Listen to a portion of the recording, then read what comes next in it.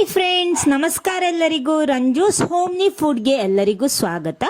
ಹಲಸಿನ ಹಣ್ಣಿನ ಸೀಸನ್ ಇವಾಗ, ಅದರಲ್ಲಿ ಎಷ್ಟು ರೆಸಿಪಿ ಮಾಡಿದ್ರು ಮುಗಿಯಲ್ಲ. ನಮ್ಮ ಚಾನಲಲ್ಲಿ ನಾನು ಹಲಸಿನ ಹಣ್ಣಿನ ರೆಸಿಪಿ ಬೇಕಾದಷ್ಟು ಪೋಸ್ಟ್ ಮಾಡಿದ್ದೀನಿ, ಒಂದ್ಸಲ ಚೆಕ್ ಮಾಡ್ಕೊಳ್ಳಿ. ಇವತ್ತೊಂದು ವೆರೈಟಿ ಆಗಿರೋ ಒಂದು ರೆಸಿಪಿ ನಾನು ನಿಮಗೆ ಪರಿಚಯಿಸ್ತಾ ಇದ್ದೀನಿ. ಖಂಡಿತ ನೀವು ಇದುವರೆಗೆ ಇದು ಟ್ರೈ ಮಾಡಿರ್ಲಿಕ್ಕಿಲ್ಲ, ತುಂಬಾನೇ ಚೆನ್ನಾಗಿರುತ್ತೆ, ಸ್ವಲ್ಪ ಸ್ಪೆಷಲ್ ಆಗಿದೆ. ಬನ್ನಿ ನೋಡೋಣ ಏನು ಅಂತ. ಆಮೇಲೆ ನೀವು ಫಸ್ಟ್ ಟೈಮ್ ಚಾನಲ್ ನೋಡ್ತೀರಿ, ಚಾನಲ್ ಸಬ್ಸ್ಕ್ರೈಬ್ ಮಾಡಿ ಸಪೋರ್ಟ್ ಮಾಡಿ, ಅದರ ಪಕ್ಕದಲ್ಲಿರೋ ಬೆಲ್ ಐಕನ್ ಪ್ರೆಸ್ ಮಾಡಿ, ಅದರಲ್ಲಿ ಬರೋ ಆಲ್ ಆಪ್ಷನ್ಗೂ ಕ್ಲಿಕ್ ಮಾಡಿ. ಮೊದಲೊಂದು ಪಾತ್ರೆ ತಗೊಳ್ಳಿ, ಅದಕ್ಕೆ ಅರ್ಧ ಗ್ಲಾಸಿನಷ್ಟು ಮೈದಾ ಹಾಕ್ತಾ ಇದ್ದೀನಿ. ಮೊದಲು ನಾನು ಮೈದಾ ಹಾಕ್ಬಿಟ್ಟು 1 ಸ್ಪೂನ್ನಷ್ಟು ಅಕ್ಕಿ ಹುಡಿ ಸಾಕು, 1 ಸ್ಪೂನ್ ಸಾಕು ಅರ್ಧ ಕಪ್ಪಿಗೆ. ಸ್ವಲ್ಪ ಕಲರಿಗೆ ಅರಿಶಿನ ಹುಡಿ ಸೇರಿಸ್ತಾ ಇದ್ದೀನಿ, ರುಚಿಗೆ ತಕ್ಕಷ್ಟು ಉಪ್ಪು. ಆಮೇಲೆ ಇದಕ್ಕೆ ಸಕ್ಕರೆ ಹಾಕೋಬೇಕು. ನಾನೊಂದು 1.5 ಸ್ಪೂನ್ನಷ್ಟು ಹಾಕ್ತೀನಿ, ಅದು ನೀವು ಹೆಚ್ಚು ಕಡಿಮೆ ಮಾಡ್ಬೋದು. ಸ್ವಲ್ಪ ಏಲಕ್ಕಿ ಹುಡಿನೂ ಹಾಕ್ತಾ ಇದ್ದೀನಿ. ಇಷ್ಟು ಹಾಕ್ಬಿಟ್ಟು ಒಂದ್ಸಲ ಇದನ್ನ ಚೆನ್ನಾಗಿ ಈ ರೀತಿ ಮಿಕ್ಸ್ ಮಾಡ್ಕೊಳ್ಳಿ.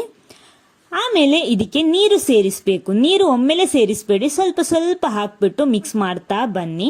ಅಂದ್ರೆ ಈ ಹಿಟ್ಟು ನಾವು ನಮ್ಮ ದೋಸೆ ಹಿಟ್ಟಿನ ಹದಕ್ಕೆ ಬರಬೇಕು, ಅಷ್ಟು ನೀರು ಸಾಕು. ಜಾಸ್ತಿನೂ ಬೇಡ, ಕಡಿಮೆನೂ ಬೇಡ, ಸ್ವಲ್ಪ ಸ್ವಲ್ಪ ಹಾಕ್ಬಿಟ್ಟು ಈ ರೀತಿ ಇದನ್ನ ಮಿಕ್ಸ್ ಮಾಡ್ಕೊಳ್ಳಿ.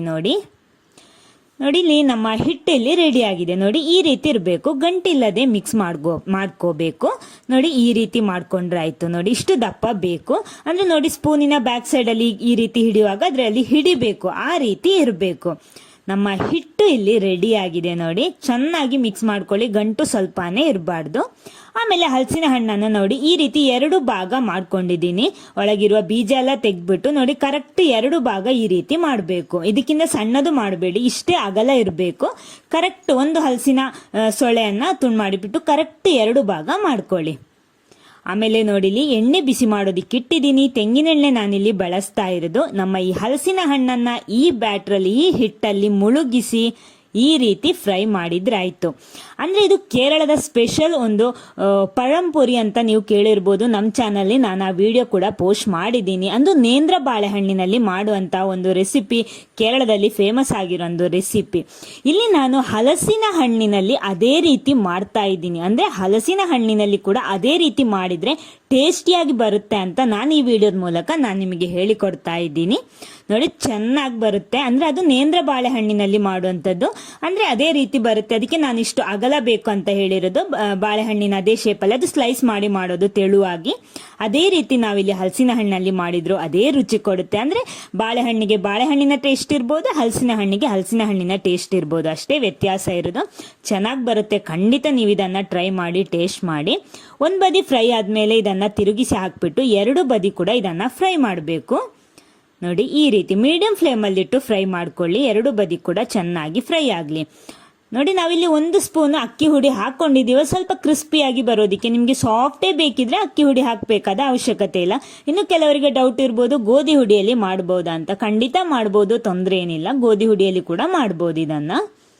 ನೋಡಿ ಈಗ 2 ಬದಿ ಕೂಡ ಫ್ರೈ ಮಾಡಿ ರೆಡಿ ಆಗಿದೆ. ನೋಡಿ ನೋಡೋದಿಕ್ಕೆ ಅದೇ ರೀತಿ ಇರುತ್ತೆ, ಪഴംಪುರಿ ತರಾನೇ ಇದೆ ಇದು ಕೂಡ.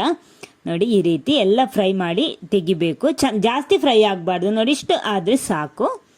ಚೆನ್ನಾಗಿರುತ್ತೆ, ಅಂದ್ರೆ ಸ್ವೀಟ್ ಆಗಿರುತ್ತೆ ಇದು. ಸ್ವಲ್ಪ ಹೊರಗಡೆ ಕೂಡ ಸ್ವೀಟ್ ಇರುತ್ತೆ, ಒಳಗಡೆ ಚೆನ್ನಾಗಿ ಹಣ್ಣಾಗಿರುವಂತಹ ಸ್ವೀಟ್ ಇರುವಂತಹ ಹಲಸಿನ ಹಣ್ಣೆ ತಗೋಬೇಕು. ನೋಡಿ ಈ ರೀತಿ. ನೋಡಿ ಇಲ್ಲಿ ಎಲ್ಲ ಹಲಸಿನ ಹಣ್ಣಿನಲ್ಲಿ ನಾನಿಲ್ಲಿ ರೆಡಿ ಮಾಡಿ ತಂದಿದ್ದೀನಿ. ನೋಡಿ ಈ ರೀತಿ ಇರುತ್ತೆ. ಬಿಸಿ ಬಿಸಿಯಾಗಿ ತಿನ್ಬೋದು, ಆರಿದ ಮೇಲೂ ತಿಂದ್ರು ಇದು ಚೆನ್ನಾಗಿರುತ್ತೆ.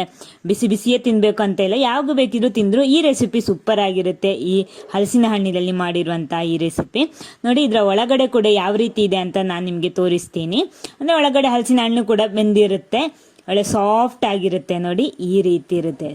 ನಿಜವಾಗ್ಲೂ ಇವತ್ತೇ ಈ ವಿಡಿಯೋ ನೋಡಿದ ಕೂಡಲೇ ನೀವು ಮನೇಲಿ ಇದನ್ನ ಟ್ರೈ ಮಾಡಿ. ಹೇಗಾಗಿದೆ ಅಂತ ಕಮೆಂಟ್ ಬಾಕ್ಸ್ ಅಲ್ಲಿ ಫೀಡ್ಬ್ಯಾಕ್ ಕೂಡ ತಿಳಿಸಿ. ಓಕೆ, ವಿಡಿಯೋ ಇಷ್ಟ ಆದ್ರೆ ಲೈಕ್ ಮಾಡಿ, ಶೇರ್ ಮಾಡಿ. Thank you.